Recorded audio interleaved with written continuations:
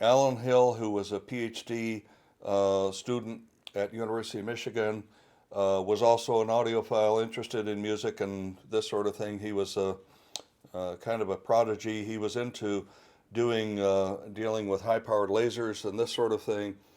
And in his experimentation and trying to come up with a higher power laser to do things other than just burn little holes in things, he was successful in doing so. Um, the long story short is he the government military found out about it and instantly classified his work, and his faculty advisor said, if you want to keep doing this sort of thing, which he was, you know, he said, you're doing remarkable work. You should absolutely seize the opportunity and go to work for the Air Force Weapons Lab out in Albuquerque. Mm. And so he did. He forget his PhD. He went and got and spent his career there, and then spent about 10 years developing these funny things.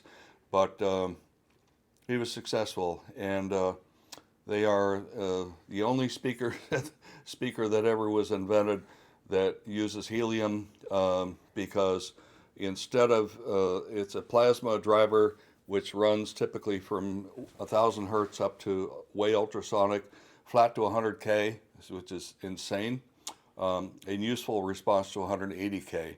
Um, there are reasons why the extended frequency response makes a difference. You don't hear it if you run a hearing test. If you're very lucky, you hear it in the upper teens, um, but chances are uh, the extended frequency response enables you to localize things much better. So that's the main thing. In any event, so he invented these things. They have built-in tube amplifiers to drive these things. They are not horn loaded because of the helium. You don't need the horns.